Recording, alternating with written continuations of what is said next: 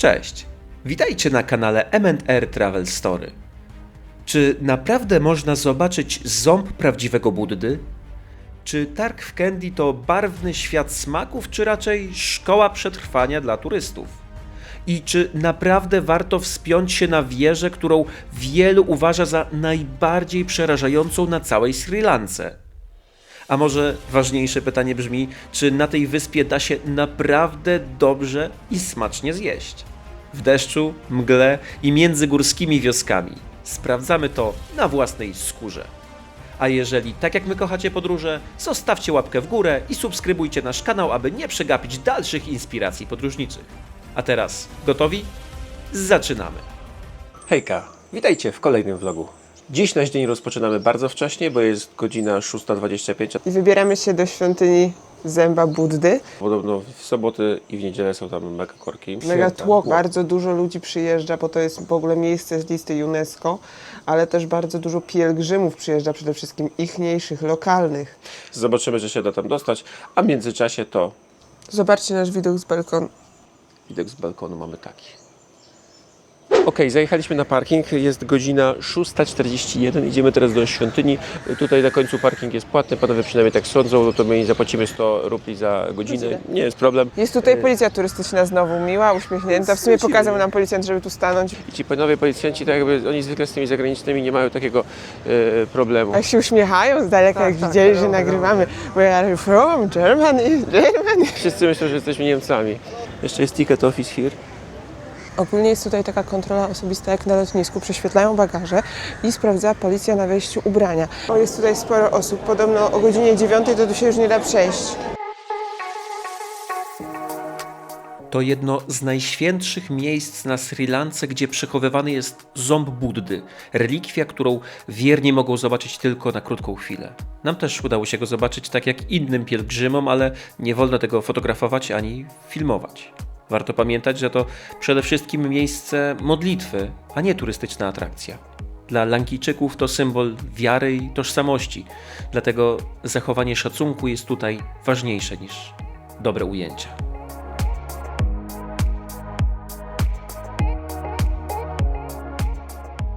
Ale jestem zaskoczona, bo jest tutaj bardzo mało białych ludzi. Spotkałeś kogoś białego oprócz nas? Nie, jestem w wielkim szoku. Niko, jak wrażenia? Jeżeli chodzi o to, mi się podoba. Interesujące i warto. To w sumie kosztowało wejście 24 zł. Jest to ciekawsze doświadczenie niż świątynia w Dambuli. No moim zdaniem dużo ciekawsze rzeczywiście. A czy widać tutaj tą religijność tych ludzi, bo tam to było takie dużo bardziej turystyczne.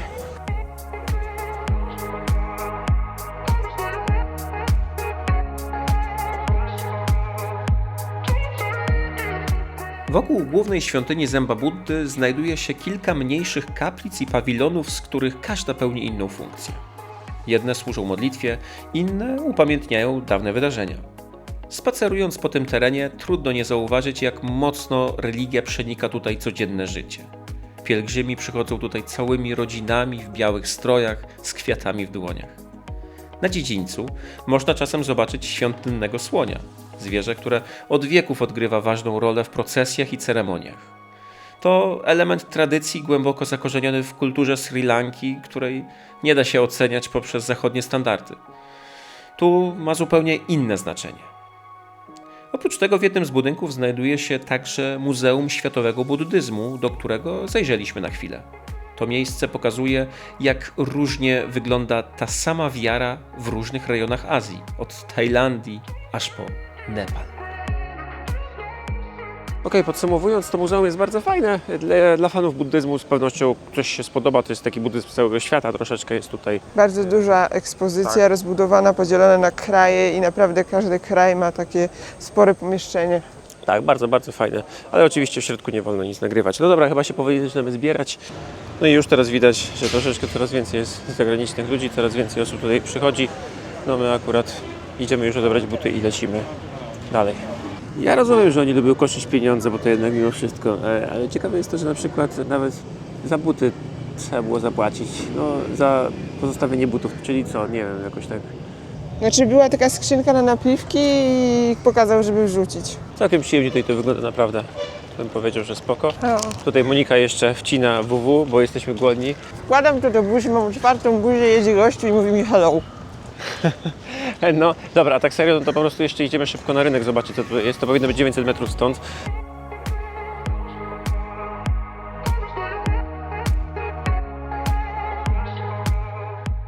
Targ w Kandy to jedno z tych miejsc, które z pozoru wydają się rajem dla zmysłów. Kolorowe przyprawy, herbata, owoce i gwar licznych rozmów. Ale wystarczy kilka minut, by zrozumieć, że to też taka mała szkoła przetrwania. Sprzedawcy są uśmiechnięci, ale bardzo bezpośredni. Każdy ma najlepszą herbatę, oryginalne przyprawy i jedyną prawdziwą pamiątkę ze Sri Lanki. Trzeba mieć sporo cierpliwości i odporności psychicznej, żeby nie dać się wciągnąć w ich grę. Nam udało się na przykład kupić herbatę, która pachniała w sklepie obłędnie. Marakuja po prostu aż unosiła się z tej herbaty. A po powrocie do Polski okazało się, że w opakowaniu była zupełnie inna mieszanka. Może pomyłka, a może po prostu lankijska wersja marketingu? Były też tak zwane magiczne banany, którym przypisuje się prozdrowotne właściwości. Cena 300 rupii za sztukę. Dla porównania, za 2 zwykłe płaciliśmy 100 rupii i to już była wysoka cena. Spacer po targu to jednak naprawdę ciekawe doświadczenie. Można zobaczyć, jak wygląda codzienność handlu w tym mieście, posłuchać gwaru i poczuć zapach przypraw unoszących się w powietrzu.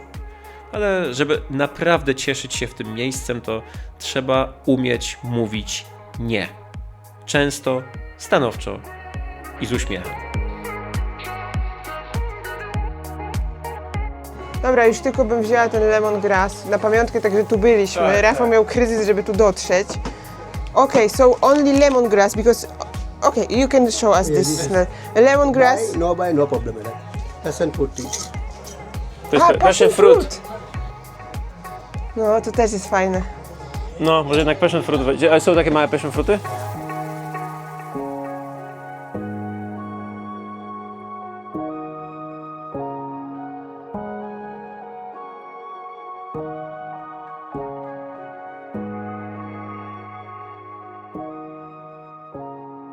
Jak zaczną wciskać różne rzeczy, to jest najgorzej. No. Zaczynają, że masz fajne spodnie albo fajną koszulkę i ci pokażą.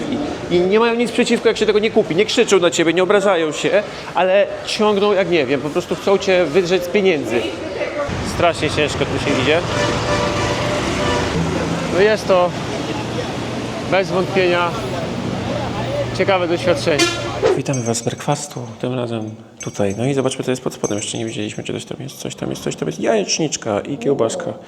Tutaj mamy też soczek. Damy radę. Dobra, jemy.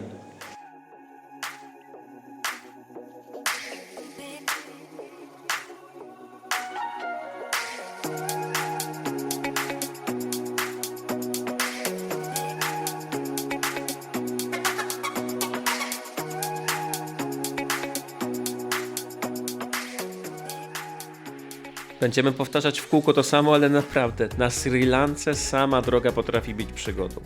Klaksony słychać tutaj co kilka sekund. Nie z nerwów, tylko z potrzeby porozumienia. To sposób, żeby powiedzieć jadę, uważaj, albo po prostu hej, jestem tu. Wszystko toczy się swoim rytmem. Tuk-tuki przeciskają się między autobusami, skutery mijają nas z każdej strony, a piesi wchodzą na jezdnię z pełnym spokojem. Dla nas to niby chaos, a dla nich codzienność. I choć wygląda to jak niekończący się ruch bez zasad, to z czasem zaczyna to nawet mieć sens. Po kilku dniach jazdy już wiemy, jak to działa. Nikt się nie śpieszy, nikt nie trąbi ze złości, każdy po prostu szuka dla siebie kawałka miejsca na drodze. A my, mimo spalin, kurzu i ciągłego trąbienia, coraz bardziej zaczynamy to lubić.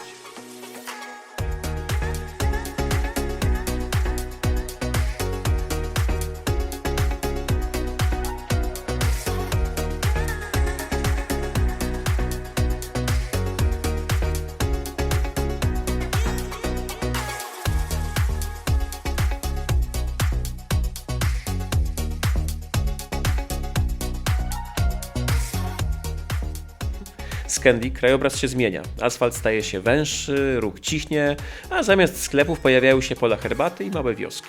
To właśnie tutaj czeka miejsce, które trudno porównać z czymkolwiek innym. Wieża Ambulwała. Wjazd motocyklem kosztuje około 1000 rupii, a bilet 2000, więc razem to niecałe 35 zł. Ale to, co jest na górze, jest bezcenne. Wieża ma niespełna 50 metrów wysokości, ale nie to robi największe wrażenie. Schody wiją się spiralnie i z każdym metrem robią się coraz węższe, a momentami mają zaledwie pół metra szerokości. Balustrady są niskie, a miejsca tak mało, że kiedy ktoś schodzi, to trzeba się dosłownie przytulić do ściany, żeby go przepuścić. Na górnych odcinkach nie ma już odwrotu. Tylko ty, betonowy stopień i kilkadziesiąt metrów powietrza przed nogami. To miejsce, które naprawdę testuje człowieka.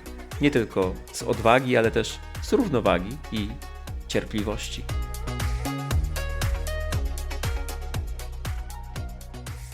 Tutaj jest parking dla motocykli. Tower.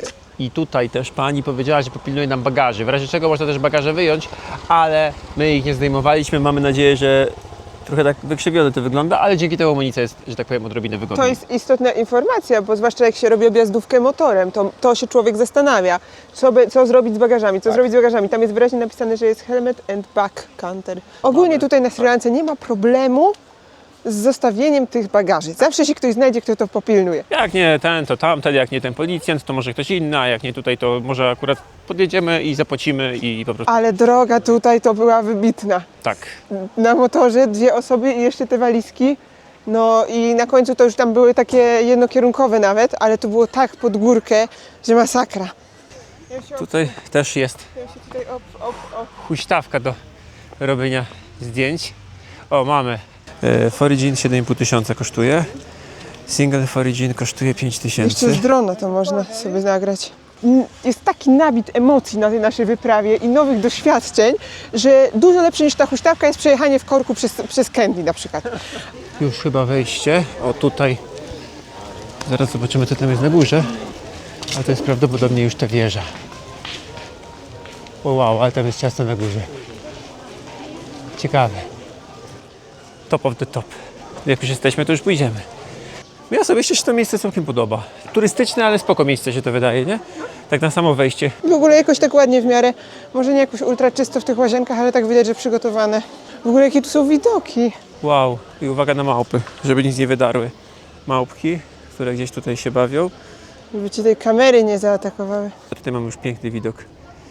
Praktycznie taki jak wczoraj.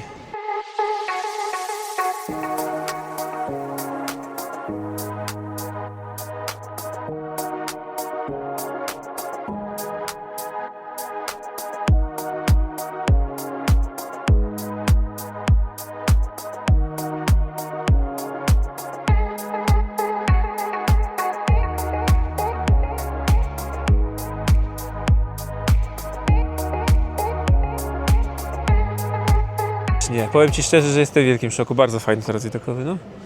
Bardzo spoko to wygląda. Po prostu czujesz się jakby już teraz, w tym momencie jak już jesteśmy, to już naprawdę czuję się tak jakbym stał. Tutaj jeszcze jest tak, tutaj ta barierka jest dosyć taka niska faktycznie. No ale niby jest gruba. Niby jest, ale tak jakby... Nie wiem, czy to jest efekt tego, że to jest okrągłe. Nie, no powiem szczerze, że jestem jestem pod dużym wrażeniem. Myślałem, że będzie dużo gorzej. No tam ciekawa jestem na górze, tam wszyscy mówili, że dla lubiących adrenalinę. Powiem ci, że to jest jeden z lepszych tarasów widokowych, jedna z lepszych wież, na jakich byliśmy kiedykolwiek. Tak mi się tak Jak nie najlepsza. Tak mi się tak wydaje. A mieliśmy tutaj nie przyjechać. No. Nie, serio, naprawdę świetna. Także pędzimy dalej do góry, potem jak będziemy schodzić, to jeszcze pokażemy jakieś widoczki, które gdzieś tutaj się będą przewijać.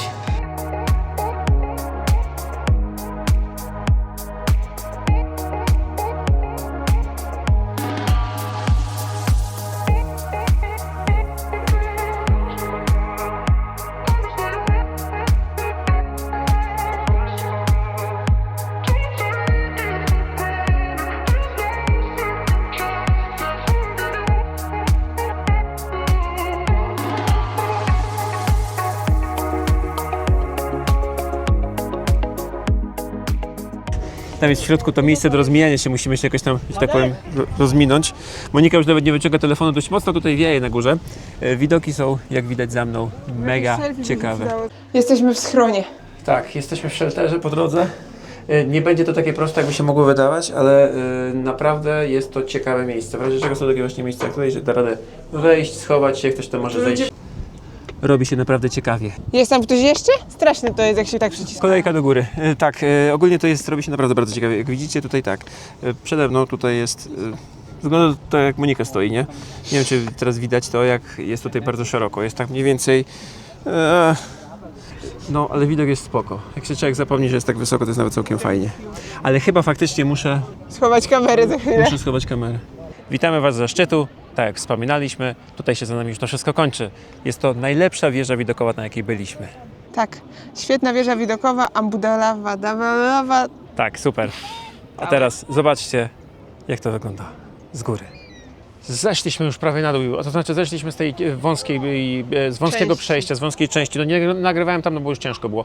Fajna wieża, jedna z najfajniejszych. Tylko Piękna niestety zieleń. rzeczywiście, jeżeli ktoś ma taki trochę lęk przestrzeni w jedną i w drugą stronę, czyli jest, w sensie, że boi się przestrzeni, bo tu jest bardzo dużo wszędzie naokoło widoków.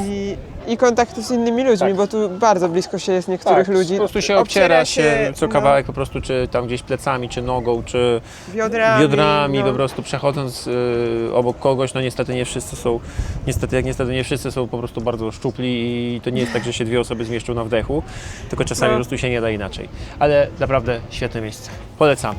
Tak. Tuż przed wyjazdem spod wieży spotkała nas jeszcze jedna atrakcja.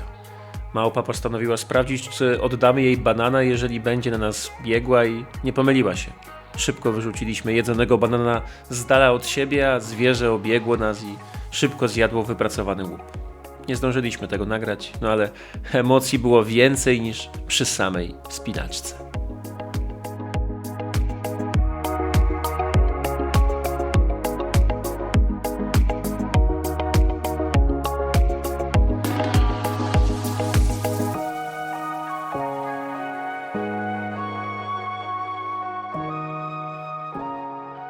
No i jedziemy dalej. Niestety zastał nas po raz pierwszy deszcz taki, że stwierdziliśmy, że jednak musimy chwilę stanąć, bo już taki dosyć przemoczeni byliśmy. Chociaż może przesadzamy. Jak widać, nasze pokrowce jeszcze dają radę i na razie odpychają jeszcze wodę. Motorek w tym momencie nasz stoi na przystanku, bo tutaj Państwo wzięli i stwierdzili, że że możemy sobie postawić. To jest jakaś impreza, jakieś wesele, ciężko stwierdzić, co to jest. Monika idzie szukać jedzenia, a ja tutaj chwilkę sobie stanę i poczekam. A tu zajechał akurat autobus. W międzyczasie, kiedy ja sobie stoję i czekam na Monikę. I pojechał. Więc jesteśmy na tym zielonym przystanku i jak Moniki nie było, to podeszli do nas Państwo stamtąd, gdzie jest wesele na 500 osób. A Zaprosili nas, czasami przychodzi 1000, powiedzieli. zaprosili nas do środka i powiedzieli, że może byście wpadli coś zjeść, chodźcie, będzie fajnie, nie? No ale my tak mówimy, no my jesteśmy trochę za mało podróżniczy i tacy trochę nieśmiali jeszcze. Ja wiem, czy za mało podróżniczy też tak, no trudno, tak dziwnie, nie? No, Może gdybyśmy którymś z tych panów, nie wiem, spędzili pół dnia albo cały dzień i on by No powiedział, że a tak, wiecie co, tak, jutro tak, mam tak, wesele, tak, wpadnijcie, tak, tak. a tutaj po prostu my się zatrzymaliśmy i goście podeszli do nas i ja chcieli... jeszcze byłam wtedy w sklepie Tak, akurat i szukać rozmawiał cokolwiek do jedzenia. ze mną tam przez chwilę i potem nagle On stwierdzili... zagadał, co ty robisz tutaj? Tak. I potem zapytał się tego brata pani młodej, że słuchaj, przecież byłyby miejsca, nie? No on mówi, oczywiście, kam, nie? No i tak dalej, nie? Nie, my się Ale trochę wstydzimy. Trochę... W sumie duża taka okazja, bardzo ładne mają, zaczęli nam tłumaczyć, że tutaj mają te kobiety sari, czyli te tradycyjne stroje i takie kwiaty na włosach. A ja wróciłam ze sklepu i kupiłam to u takiego pana w takiej skromniutkiej budzie, gdzie było troszeczkę much, ale ogarnijcie to, saszetka jest zrobiona z kartek z zeszytu Z języka i tu, angielskiego. z języka angielskiego i tu w ogóle to są poprawki nauczyciela. Przestało troszeczkę padać, więc zbieramy się, podjedziemy kawałeczek i tam pewnie zjemy sobie odrobinkę, bo już skoro odmówiliśmy tego jedzenia za darmo, no to musimy teraz gdzieś iść. Troszkę nas zaszło i podjechaliśmy sobie kawałeczek. Tutaj jest, nie wiem czy go tam widać w tle, taki piękny wodospad. Tam nad nami, o tam, to są plantacje herbaty. To jest taka bułeczka za 50 rupii, czyli w sumie za 60 groszy w przeliczeniu na złotówki. Ona miała być z jakimś nadzieniem. Śmiesznie oni to robią, to są sklejone dwie. No, jak taka bułka mleczna. Nadzienia na razie nie poczułam. Generalnie No nadzienia to tam niewiele chyba jest. kwestia jest taka, że tyle nam schodzi ta jazda motorem, że my nie mamy czasu zjeść obiadu, ale dzisiaj musimy. Mamy już miejsce polecane, zapisane, ale to już po zakwaterowaniu pójdziemy tam. Musimy sobie dzisiaj wychillować. Jazda motocyklem po drogach, których się nie zna, wąskich, szalonych, nie mając zbyt dużego doświadczenia, bo powiedzmy sobie szczerze, ja nie mam doświadczenia. Ale jak to? Masz prawo jazdy międzynarodowe. No właśnie, to śmieszny był pan, jak się mnie zapytał jeden Lankijczyk, który niezbyt dobrze mówił po angielsku, czy mam prawo jazdy. Do you have a driving license? A ja powiedziałem, yes, I have international driving license. Po czym on mi powiedział, ho. To mniej więcej zabrzmiało jak, o, to takie jest, o. Bardzo dobre jest to nadzienie, jak już się do niego dojdzie. Próbuję? Tu jest jakaś papryczka, a tu jest w ogóle jakiś liść, ale ja tak, wydaje mi się, że to będzie ostre, ale wzięłam to tak dosyć odważnie, bo podobne na śniadanie dostawaliśmy. Lepsze. Kawałki kukurydzy, to jest z kukurydzy. Bardzo ciekawe. To jest takie premium. Bardzo dobra. Mamy jeszcze pieroga, ten pieróg cały jest w pieprzu, więc na pewno też będzie ostry, nie wiem co jest w środku. I mamy takie rożki, które, znaczy jednego, bo ostatni to był, które znamy ze śniadania i zakładamy, że to jest taki krokiet na zimno z kapustą w środku. Tłuste, ale da się coś podjeść. Ciekawe mega. Mięso! Kurczak. To jest kurczak. Pamiętajcie, żeby nie ryzykować jedzenia nieugotowanego mięsa dobrze na Sri Lance. Masa osób się na tym bardzo ostro przejechała, dlatego ja zawsze kęs kurczaka tak oglądam, czy on był w środku jednak ok. To nie jest takie uciekające tłuszczem, ale pieprzu nie żałują. Tak swoją drogą to sobie tak pomyślałem, po co tutaj jest taka, że tak powiem, woda, o co tutaj kaman, nie? A tutaj pan po prostu myje samochody, nawet się nie szczejem, że tak po prostu opłukał.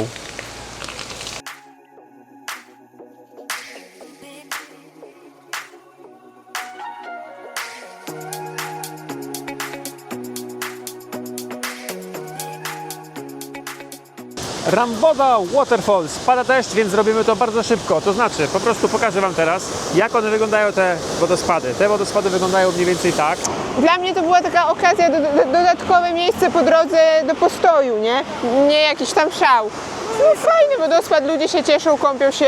Ładny jest, nie jest mały. My jesteśmy dzisiaj już zmęczeni, troszkę przesyceni atrakcjami. Bo moglibyśmy zapłacić te 2,40, żeby tam wejść. Tak, ale ja już tak, troszkę mnie nuży, że pada deszcz, że jeszcze godzina drogi, że już ciemno się robi i tak troszkę już... A jutro mamy w ogóle dzień wodospadowy, więc jak chcecie jeszcze zobaczyć jakieś wodospady ze Sri Lanki, to zapraszamy na vloga za tydzień. Ruszamy dalej w kierunku Nuwara Elia. Im wyżej, tym chłodniej, a droga prowadzi przez zielone wzgórze i plantacje herbaty. Z tropikalnego upału trafiamy w miejsce, gdzie trzeba założyć bluzę i kurtkę, bo to już nie wybrzeże, tylko górskie serce Sri Lanki.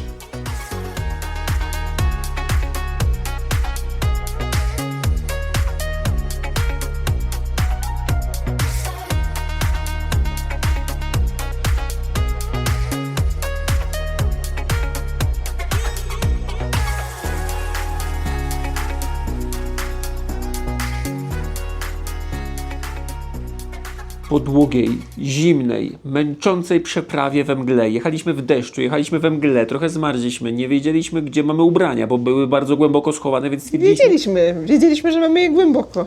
przecież nie będziemy jechać 10 kilometrów i się przebierać, nie? No, Dotarliśmy, cały czas mamy jakieś zaskoczenia. Niby jesteśmy w miejscowości Mała Anglia, określanej takim mianem. Pełno, mnóstwo fabryk herbaty, Piękne miejsce, piękne, ale trafiliśmy na jakąś sobotę. imprezownię.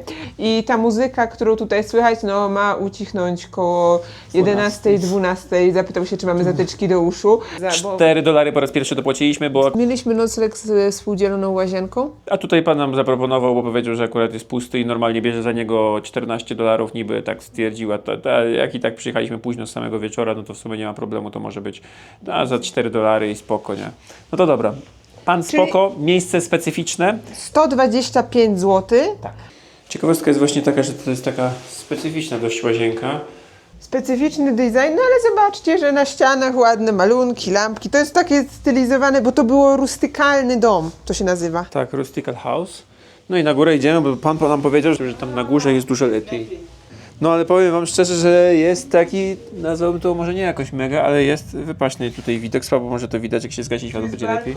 Pan przywitał nas herbatką, co było bardzo miłe. Oni z reguły właśnie albo jakimś sokiem owocowym, albo... Mieliśmy do wyboru lankijskie śniadanie, albo śniadanie angielskie. Oczywiście wzięliśmy lankijskie, no bo jakby to było. No.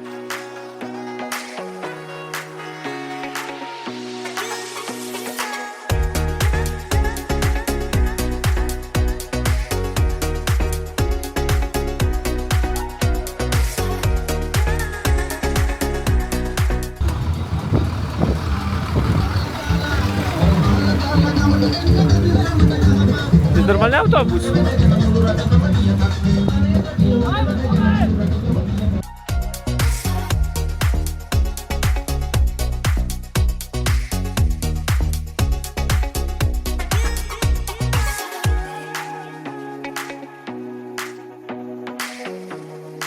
To był świetny wybór, żeby tu To był przyjść. mega ciekawy wybór. Ten gościu, który tutaj gra w tym momencie na żywo, mijaliśmy się z nim motorem dzisiaj 3 razy, albo 4 razy już Na machaliśmy. przystanku, tam gdzie na to wesele zapraszali, jego też zapraszali. Three Rock Lion dał nam swojego Instagrama i go tutaj gdzieś jeszcze podlinkujemy. Podlinkujemy go tutaj niżej. Pięknie gra i w ogóle super wygląda. Za chwileczkę tam może podejdę, pokażę wam jeszcze jak tam gra, jak to wygląda, ale ogólnie miejsce jest bardzo stylowe, ale to nie jest tanie miejsce.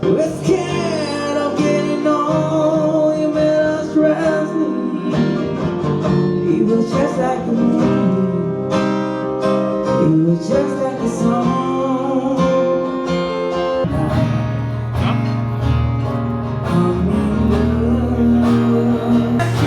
Understand, but baby, To wygląda mega smakowicie. Zobaczcie sami. Ale jak to pachnie mleczkiem kokosowym. To pięknie pachnie. A to jest takie ogromne.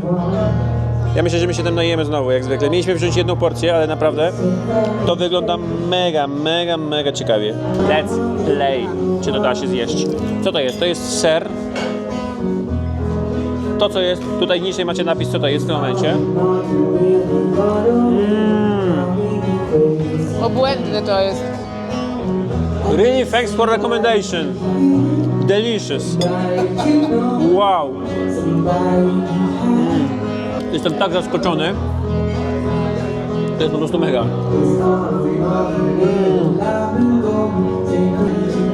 Ktoś dzisiaj będzie miał dziwne koszmary w nocy.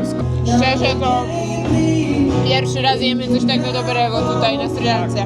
Słuchajcie, zamienianie się jest fajne, dlatego się teraz zamieniamy. Ja myślę, że to jest też pyszne, bo Monika mówi, że to jest bardzo dobre, więc ja spróbuję. Dla takiego jedzenia... Warto było jechać w tym tle. ooh, baby, baby, it's about you. As I don't get by, just a promise. Wychodzimy z tej restauracji, jest naprawdę polecana mega.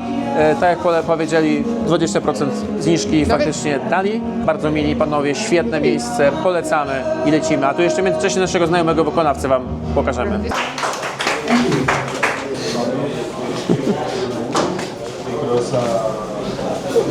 Podobno w tej restauracji, czytaliśmy takie opinie, trochę faworyzują Europejczyków. Czy to prawda? Ciężko nam stwierdzić, bo jesteśmy Europejczykami. Byli mega mili. A przy pożegnaniu to dosłownie wszyscy się żegnali i machali. ale- Trzeba zaznaczyć, że to byli mili, ale w taki fajny sposób. Tak. W taki naciągający, bo my też z takimi się spotykamy różnymi Tak. przypadkami. I im nie przeszkadzało to, że ile na piwku zostawiliśmy, czy to było mało, czy to było dużo. Nieważne, czy zamówiliśmy czegoś za 20 000, czy za 5 000 Rupi. rupi, oczywiście rupi. Pamiętajmy, nie jesteśmy w Warszawie. Jeżeli będziecie w Nuwara Elia, to naprawdę warto nawet specjalnie tutaj przyjść. 21:30 w tym momencie. Wróciliśmy do naszego mieszkania piechotą, żeby się przejść trochę, zobaczyć to miasto. Ogólnie Sri Lanka jest raczej bezpiecznym krajem, jeżeli chodzi o wycieczki wieczorami samemu, czy tam we dwójkę. Oprócz psów, które sobie biegają, a te psy się nie interesują w ogóle ludźmi. Oj, dzisiejszy dzień był całkowicie inny niż zakładałem na samym początku tego dnia. W ogóle totalnie odjechany, totalnie inaczej to wyglądało niż myślałem, więc myślę, że będzie tylko lepiej. To wszystko na dziś. Trzymajcie się. Hej! Hej!